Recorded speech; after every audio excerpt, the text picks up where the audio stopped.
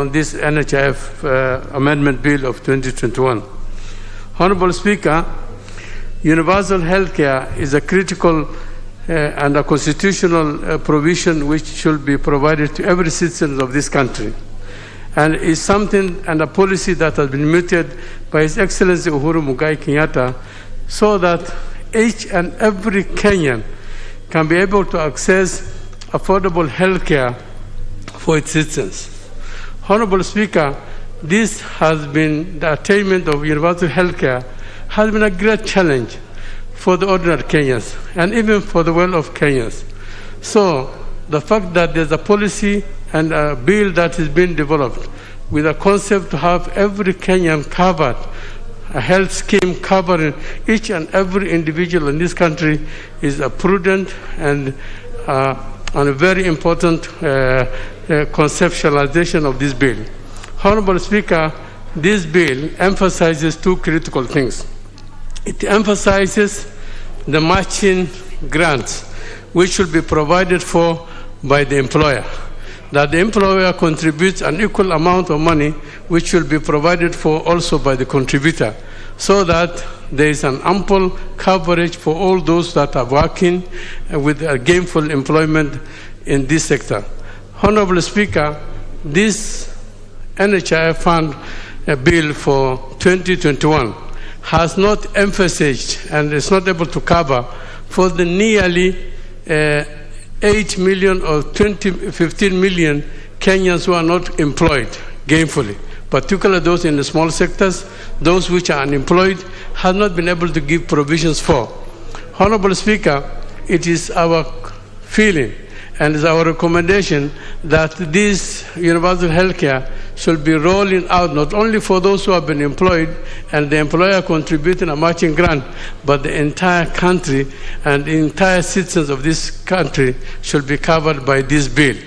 So if there is a loophole in this bill, there should be a provision for those ones that have not been covered by the employer should have an access for it. So there should be an amendment and improvement on this bill in the third reading, so that each and every Kenyan can be able to access the universal health care which is emphasized in this bill. One critical good component also on this bill is the fact that all NHIF is also going to improve and make an infrastructure improvement into all the health sectors. They're able to buy the facilities, the x-rays, and all those infrastructure improvements so that they can be able to provide diagnostic and surgery equipment on all the health sector, on all the health facilities that have been accredited by NHIF. That is a critical way of ensuring that the health facilities that have been accredited by the NHIF Act through the NHIF is having and is able to give ample and good medical care for those individuals that are able to access this facility.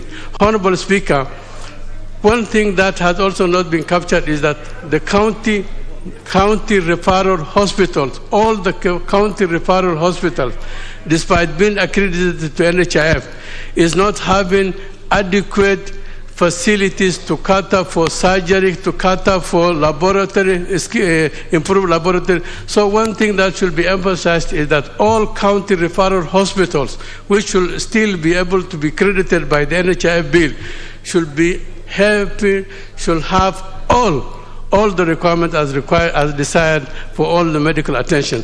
Currently, what we have is health facilities in the referral hospital in the counties which do not have the requisite equipment. It does not have the requisite medical attention. At times, it may not even have a qualified medical practitioners to give the adequate health requirement of its citizens. So this bill should also emphasize and make sure that the county referral hospitals are adequately equipped so that they can be able to provide the intended universal health care for its citizens. Honorable Speaker, great majority of Kenyans, nearly 20 million Kenyans are unemployed, and the small sector. There should be a subsidized contribution which should be provided for to its system, particularly at this lower level and unemployed.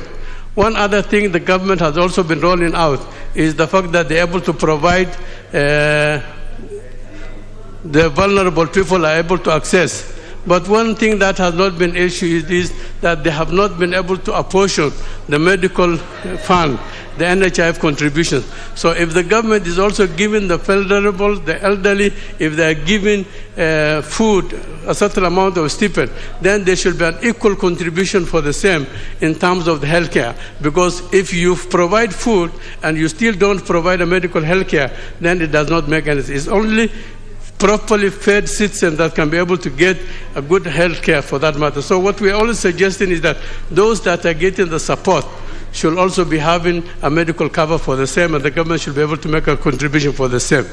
Honorable